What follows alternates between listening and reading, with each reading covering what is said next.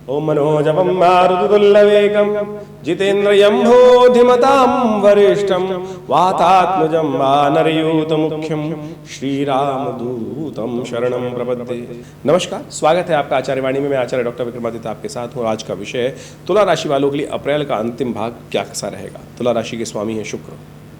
जी हाँ, देख लीजिए, तुला राशि के स्वामी शुक्र हैं और शुक्र महाराज आपकी राशि के अनुसार से इस वक्त परम उच्च स्थिति में अपने बहुत सुंदर तरीके से आपके विजय दिलाने के योग बनाते दिखाई दे रहे हैं। लेकिन अब वो परिवर्तन की तरफ जा रहे हैं, मेष में पदार्पण करने वाले हैं। आपकी राशि सप्तम भाव में आएंगे, ये तो अच्छी बात है, लेकिन अस्त हो जाएंगे, यहाँ कमज़ोर आ जाएंगे। जब लग्नेश आपकी राशि के स्वामी जो है वो कमज़ोर हो जाए ना, तो कहा जाता है कि आपके अपने पर्सनैलिटी में कमी आने के योग बन जाते हैं। शुक्र आनंद के प्रतीक है और शुक्र नेगेटिव तरफ भी ले जाते हैं। अस्त होने का मतलब है शुक्र क्षीण होना।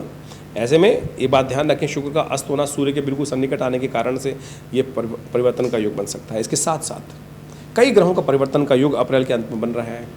मंगल शनि जो विशेष तौर पर आपकी राशि के अनुसार से बुद्धि स्थान में चल रहे हैं। तुला राशि वालों की एक अच्छी बात क्या होती है, शनि महाराज कभी अशुभ नहीं होते क्योंकि योग कारक बन जाते हैं। अब शनि महाराज की शक्ति पूरी तरह से 30 वर्ष बाद बुद्धि स्थान में स्वग्रही होकर विराजमान थी, लेकिन आपने देखा पिछले 1-1.5 सालों में कई बार मंगल ने उनको वहाँ परेशान करने का प्रयास किया। शनि अपने चाल में मस्त हैं और शुभ करने का आपके लिए प्रयास कर रहे हैं, लेकिन मंगल द्वंद्वात्मक स्थिति उत्पन्न करते हैं और ये पिछले करीब 1.5 महीने से चल रही थी ये द्वंद्वात्मक स्थिति।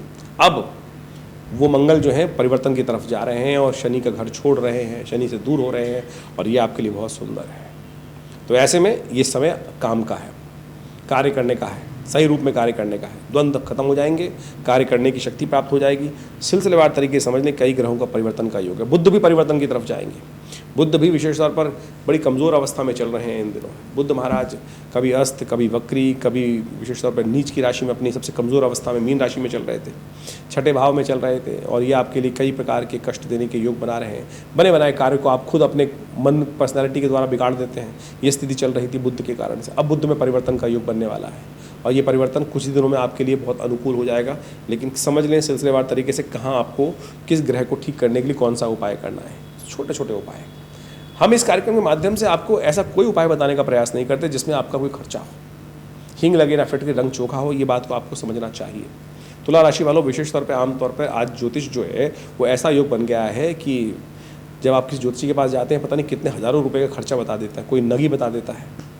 हम भी ज्योतिष विज्ञान के अंतर्गत पिछले करीब अपनी 2-3 पीढ़ियों से लगे हुए हैं ज्योतिष के अंदर, और हमने आज तक, आप सोचें, एक नग लोग लाख 2-2 करोड़ रुपए के बेच देते हैं। मैंने ऐसी स्थिति ज्योतिष के अंतर्गत देखी है। मतलब 2 रुपये का पत्थर कहाँ लोग 1-1 करोड़ों में किसी को बेच देते हैं। मैं जब पहले बार टीवी पे गया तो मुझे इस बात पे उपस्थित किया गया एक बहुत बड़े चैनल के अंदर कि महाराज आपको टीवी पे बैठने से पहले मालाएँ पहननी पड़ेंगी, नग पहनने पड़ेंगे। मैं कभी नग नहीं पहनता, कोई भी, ना मेरे पिता ने पहना, ना हमने कोई स्थिति करी। नग प्रत्यक्ष हैं, कल्याण करते हैं, सब अच्छे करते हैं, यदि असली मिल जाए तो। लेकिन ये दुकानदारी जो बन गई है कि नग पहनो, मालाएं पहनो, ये सब चीज़ें, और ये टीवी पे लाके एक इमेज बनाने की लोग प्रयास करते हैं। हमने कभी इस चीज़ को नहीं कहा। हमने कहा सीधी तरीके से ज्योतिष को, मेरे पिता आचार्य श्री केशव देव जी महाराज ने यही शिक्षा देने का प्रयास किया कि ज्योतिष प्रत्यक्ष विज्ञान है। भारतीय संस्कृति कहीं किसी को द्वेष नहीं पालती, कहीं कोई दुकानदारी चलाने की बात नहीं करती। हींग लगे ना फिटकरी, रंग चोखा हो, मंत्र क्या लगता है जप करने में, दान क्या लगता है अपने सामर्थ्य के अनुसार से देने में, पूजा क्या लगती है समय देने में आपके लिए, वही सब उपाय हम इस कार्यक्रम के माध्यम से आपके समक्ष उपस्थित करेंगे। 26 अप्रैल का दिवस, परिवर्तन की स्थिति उत्पन्न हो रही है। वृश्चिक में चंद्रमा चले गए हैं। चंद्रमा थोड़े कमज़ोर अवस्था में द्वितीय भाव में चले गए हैं। मन में कहीं ना कहीं थोड़ा सा द्वंद्वात्मक स्थिति उत्पन्न कर सकते हैं, लेकिन उसका भी रास्ता आपको बताएंगे ठीक करने का। लेकिन बुध भी विशेष तौर पर उस दिन मार्गी होने जा रहे हैं। ये भी आपके लिए कहीं ना कहीं शुभ दिखाई देता है। बुध वक्री होकर छठे भाव में और गहरे अंदर चलते चले जा रहे थे, लेकिन अब मार्गी हो गए तो वापस सूर्य की तरफ आकर्षित होते चले जा रहे हैं। लेकिन ध्यान रखिएगा, ये बुध का कहीं ना कहीं जो छठे भाव में चलना है, ये कहीं ना कहीं आपके बनते कार्य को बिगाड़ सकते हैं। सूर्य वैसे ही सप्तम भाव में चल रहे हैं, वो गुस्सा बढ़ा रहे हैं। बुद्धि द्वंद्वात्मक स्थिति में उत्पन्न है क्योंकि शुक्र विशेष तौर पर बृहस्पति एक ही राशि में विद्यमान है। तो बुद्धि को एक जगह लाने के लिए चंद्रमा का सदुपयोग आप जो कर रहे हैं उसको करने का प्रयास कीजिए। चंद्रमा थोड़े कमज़ोर हो गए हैं, मन थोड़ा कमज़ोर हो गया है और वृश्चिक राशि में चला गया है। ऐसे में विशेष तौर पे दूध का दान, चावल का दान, खीर का भोग भगवान को लगाकर प्रसाद ग्रहण करें, माता जी की सेवा करें। माँ के हाथ से यदि खीर स्वयं ले लेंगे ना तो देखिए माँ आपके समस्त कष्ट हर लेंगी। विशेष तौर पर ध्यान रखते हुए कार्य करें। हो सके तो विशेष तौर पर गऊ का पूजन भी कर लें, तो ऐसे में कल्याण होगा, कल्याण के योग बनेंगे। 27 अप्रैल की तिथि विशेष तौर पर तृतीया तिथि है, शनिवार का अवसर है, चतुर्थी का अवसर है, गणेश जी का व्रत करने का अवसर है। गणेश जी को बहुत ज़रूरत है, बुद्धि के स्वामी हैं, विघ्नहर्ता हैं गणेश जी, क्योंकि इस वक्त शुक्र और बुध की युति चल रही है, वो कहीं ना कहीं बुद्धि को हरने का प्रयास कर रही है, द्वंदात्मक स्थिति उत्पन्न कर रही है कि इधर जाना है या लेफ्ट जाना है। तो ऐसे में गणेश जी को विशेष तौर पर पसंद करने का प्रयास करें। गणेश जी जहाँ होते हैं ना बुद्धि के स्वामी, सिर बड़े सरदारों के, और सबसे बड़ा सिर किसका है? गणेश जी का ही है। कहा गया ना, सिर बड़े सरदारों के सरदार यानी मालिक, जो बुद्धिमान व्यक्ति है। तो इस बात का ध्यान रखें, जो गणेश जी हैं वो सर्वप्रथम पूज्य हैं, और उनके साइड में दोनों तरफ क्या है? रिद्धि और सिद्धि। जो गणेश जी का पूजन करते हैं रिद्धि सिद्धि साथ में उनको प्राप्त होती है। तो गणेश जी का पूजन विशेष तौर पर करें, पीले पुष्प उनको अर्पित करें, शुभ होगा, कल्याण के योग बनेंगे।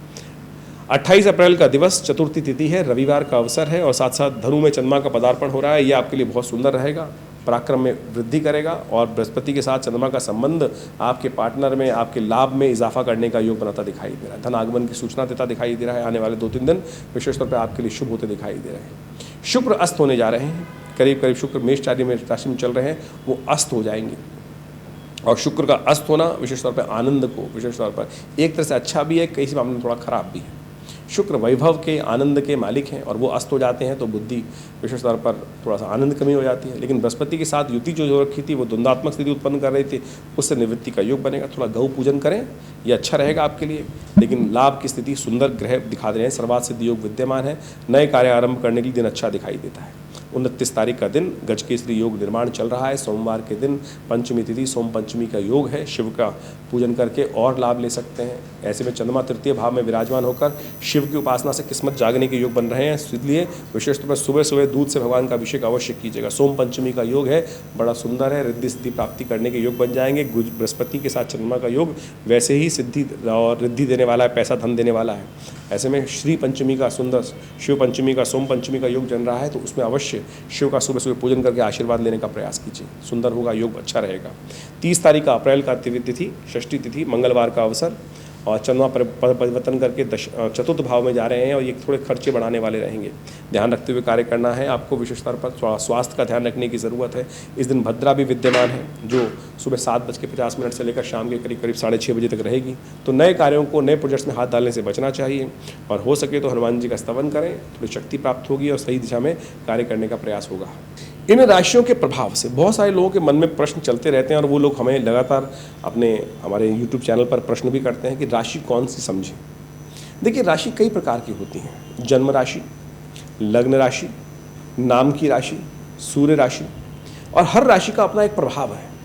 हम आपकी राशि के अनुसार से यहाँ जन्मपत्री या जो पूरी हॉरोस्कोप को डिस्कस करने का प्रयास करते हैं। जितना % जिस राशि का प्रभाव है उतना % पहले, सबसे पहले जन्मपत्री को अच्छे से एनालाइज करने की ज़रूरत होती है, कौन सी राशि आपके लिए प्रभावी है।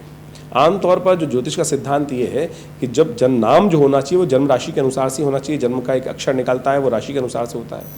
लेकिन आमतौर पर संसार में लोग जो हैं उस राशि से, उस अक्षर से नाम रखते नहीं हैं। आप अपने जनरल नाम रख लेते हैं, फिर उसका एक प्रभाव हो जाता है, तो इसलिए वो नाम राशि बदल जाती है आमतौर पर, लेकिन उसका प्रभाव है। तो इसलिए आप जब आप जन्मपत्री आप स्वयं ज्योतिषी बनने का प्रयास करते हैं, राशि को फल सुनते हैं, तो आप सोचें जितना जितना जिस % राशि का उपयोग हो रहा है, कौन सी प्रभावी है, उसका उतना प्रभाव आपको देखने को मिलेगा। इसके साथ साथ जन्मपत्री में और बहुत सारे विषय होते हैं, दशाएं, अंतर्दशाएं, ग्रहों की जन्म की स्थिति क्या है, किस प्रकार से कौन सा ग्रह कितनी ताकत में है, आपका जन्म जो हुआ है कितने राशि के अनुसार से, जन्मपत्री के हिसाब से किस लेवल पर है, व्यक्ति पहली मंजिल पर है, दूसरी मंजिल पर है, 100वीं मंजिल पर है, उसके हिसाब से बहुत सारी चीज़ों को एनालाइज करके जन्मपत्री का विश्लेषण करने का प्रयास करना चाहिए। हम जब जन्मपत्री देखते हैं तो उन सब चीज़ों का अध्ययन करके ज्योतिषी जो होते हैं वो सब व्यक्ति को बताने का प्रयास करते हैं। तो यहाँ हम गोचर का प्रभाव आपको जन्म राशि, लग्न राशि के अनुसार से, नाम राशि के अनुसार से हर तरह से आप देखने का प्रयास करेंगे, तो आपको वास्तविकता धीरे धीरे समझ में आनी शुरू हो जाएगी, और उस तरह से आप इसको बहुत अच्छे से समझने का प्रयास कर सकते हैं। इसके अलावा हमारा जो विवेकानंद योगाश्रम है बहुत सारे पराविद्याओं के क्षेत्र में लगातार कार्य कर ही रहा है। हम आपको लगातार इस सब संबंध में अवगत करा सकते हैं, कराते ही रहते हैं। और इस बार तो बहुत सुंदर तरीके से जो हनुमान जयंती का सुंदर अवसर है उसमें बड़ा सुंदर कार्यक्रम रहेगा। नित्य प्रति आश्रम में 8 घंटे करीब यज्ञ ही रहता है और आप अपने ग्रहों को ठीक करने के लिए अनेक प्रकार के शास्त्रीय उपायों को उसका वृहद वर्णन शास्त्र में जो वर्णित है उसके अनुसार ही हम जन्मपत्री को एनालाइज करके बताते हैं। मंत्र अद्भुत हैं, यज्ञ विज्ञान अद्भुत है और हमने देखा है कि मंत्र विज्ञान के माध्यम से अनेक उपायों को करने से कई प्रकार के कष्टों को दूर कर सकते हैं। देखिए, एक जीवन में जो कष्ट आते हैं वो भार के कारण ही आते हैं और जो भार बनता है वो हमारे किए गए कर्मों से होता है। शुभ कर्म करेंगे तो शुभ पुण्य उदय होंगे, अशुभ कर्म यदि हमारे द्वारा हो जाएंगे तो अनेक प्रकार के कष्टों को उदय करेंगे।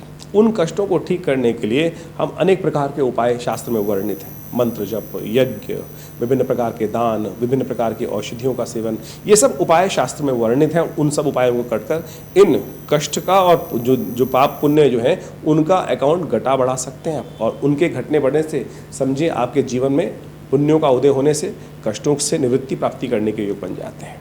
तो ये सब बड़ा वैज्ञानिक सिद्धांत है और बड़ा सीधा साधा सिद्धांत है। तो इसको समझने के लिए हम यदि प्रयास करेंगे तो बहुत सुंदर तरीके से समझ में आएगा। अच्छे कार्य करके आप अपने पुण्यों का उदय कर सकते हैं और जीवन के कष्ट, जब कष्ट आ रहे हो तो समझ लीजिए अपने जीवन में कहीं ना कहीं पुण्यों का अकाउंट कम हो रहा है। यदि आपके अकाउंट में बहुत बढ़िया पुण्य भरे हुए हैं तो आपके द्वारा यदि पूर्व जन्म में या इस जन्म में जब भी काम अच्छे करते रहते हैं तो क्या होता है कि जीवन में कष्ट का समझ में नहीं आता है। लेकिन जब पुण्य कम हो जाते हैं अकाउंट में तब छोटा सा कष्ट भार आया जीवन में और वो भयानक कष्ट दे देता है और भयानक दुख उत्पन्न करने के योग बनाता है। तो जब दुख आ रहा है तो समझ लीजिए पुण्य को बढ़ाने का समय है। पुण्य को अहर्निश जीवन में शुभ कार्य, हमसे पुण्य होते कम हैं। हर क्षण कहीं ना कहीं कुछ गलत कार्य हो जाता है। चल रहे हैं रास्ते में, कहीं कोई जीव हत्या हो गई, चींटी मर गई, ये सब कहीं ना कहीं घट रहा है, पुण्य को घटा रहा है।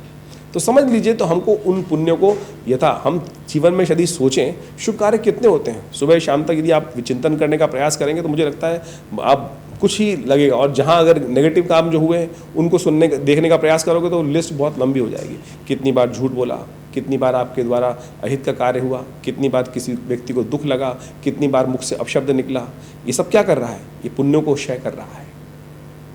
पुण्य बढ़ेंगे कैसे? किसी की सेवा करने से, धर्मात्मक काम करने से, अच्छे कार्य करने से, किसी को भोजन करा देने से, आशीर्वाद ले लेने से। कितनों का आशीर्वाद लेते हैं?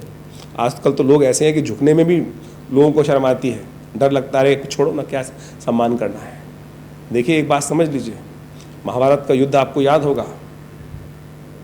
पांडवों के साथ क्या था?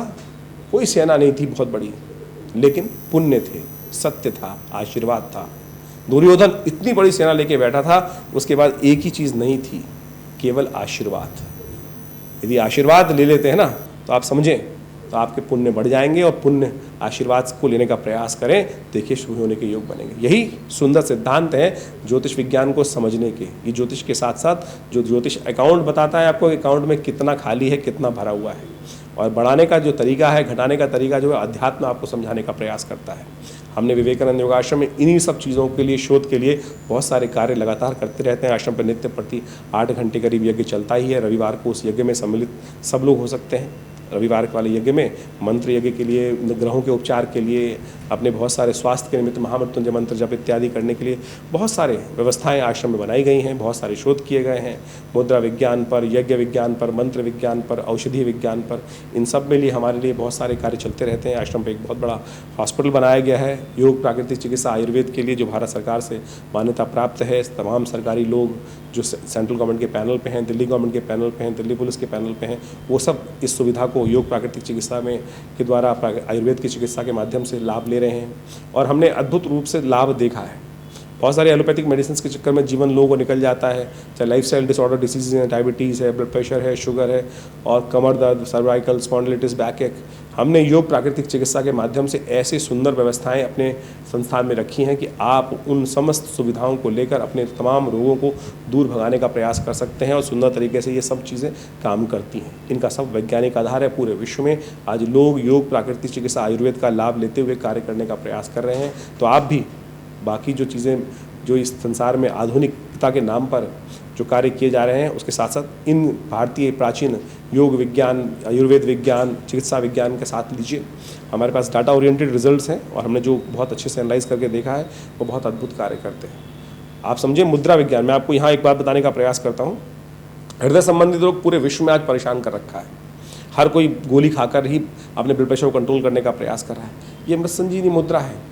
मैंने ये मुद्रा का अभ्यास हज़ारों लोगों पर करके देखा। बहुत पिछले करीब 50 सालों में इस मुद्रा, आज से 1978 में मेरे पिता आचार्य श्री केशव देव जी ने इस मुद्रा की खोज करी। इससे पहले शास्त्र में कहीं वर्णित नहीं थी ये हृदय की मृत संजीवनी मुद्रा, और हमने इसका लाभ देखा। अद्भुत है। 3 सेकंड में this mudra is capable of giving the first to the heart patient. आप 100 बेटे टैबलेट लेंगे, उसमें भी टाइम लगेगा, लेकिन उससे पहले 100 बेटे टैबलेट मना नहीं कर रहे हैं, आप जो लेना चाहते हैं मेडिसिन लें, लेकिन उससे पहले ये एक मुद्रा कुछ देर अभ्यास तो करें। कुछ ही देर में आपके हाथ को साउंड कर ये आपके कष्टों को दूर करने का योग बनाएगी और सुंदर तरीके से लाभ देगी। इसके ऊपर बहुत सारी और पुस्तकें विद्यमान हैं और पुस्तकों में के माध्यम से हमने बहुत सारे उपचार के माध्यम बताए हैं इन समस्त पुस्तकों में। कान में दर्द चल रहा है, ये शून्य मुद्रा करके देखिए, 3 मिनट में कान का दर्द, कान की होने वाली समस्याएं दूर करने में लाभ देगी। ऐसी बहुत सारी मुद्राएं। बच्चों को याद नहीं होता है, आपको नींद नहीं आती है, आप रोज गोली खाते हैं, कुछ ध्यान योग का सहारा लीजिए, प्लस ये ज्ञान मुद्रा का अभ्यास। पहली उंगली अंगूठे के साथ इस मुद्रा को लगा देने से ये ज्ञान मुद्रा बन जाती है। ये हमारे आश्रम के द्वारा ही पूरे विश्व में मुद्राएं पहुंचाई गई, मेरे पिता आचार्य श्री केशव देव जी के द्वारा। बहुत सारी पुस्तकें लिखी गई आश्रम में इन सब चीज़ों के ऊपर, और पूरे विश्व में आज जितने भी लोग मुद्राओं का उपयोग कर रहे हैं वो कहीं ना कहीं हमारी पुस्तकों के माध्यम से, हमारे आश्रम के शोध के माध्यम से ही कर रहे हैं। आप किसी वेबसाइट पे जाएं, आचार्य केशव देव जी का नाम डालें, मुद्राओं का नाम डालें, आपको पूरी ऑथेंटिसिटी प्राप्त होगी और बहुत सुंदर तरीके से इन सब चीज़ों का लाभ प्राप्ति करने की योग बनेगी। तो हम ये समझाएं कि ज्योतिष, अध्यात्म, मंत्र विज्ञान, ये सब इंटर रिलेटेड है, ये सब का सब एक साथ चलता है। और हमने इन तमाम पराविद्याओं पर शोध भारतीय संस्कृति के अनुसार से हमारे इस आश्रम में पिछले 50 सालों से ये कार्य किए गए हैं। आप जुड़े विवेकानंद योग आश्रम से, आपका स्वागत रहेगा। हमारे जो संतान जो कार्यक्रम चलते हैं उन सब के बारे में आपको हम समय समय पर अवगत कराते रहते हैं इस चैनल के माध्यम से। और जो भी आपकी और भी कोई प्रश्न हो तो चिंता ना करें, हमारे नंबर्स पर व्हाट्सअप भेजें, अपने हमारे इस चैनल पर अपने कमेंट्स डाल सकते हैं। हम अवश्य उनका जो भी निदान होगा आप तक पहुँचाने का प्रयास करेंगे। धन्यवाद।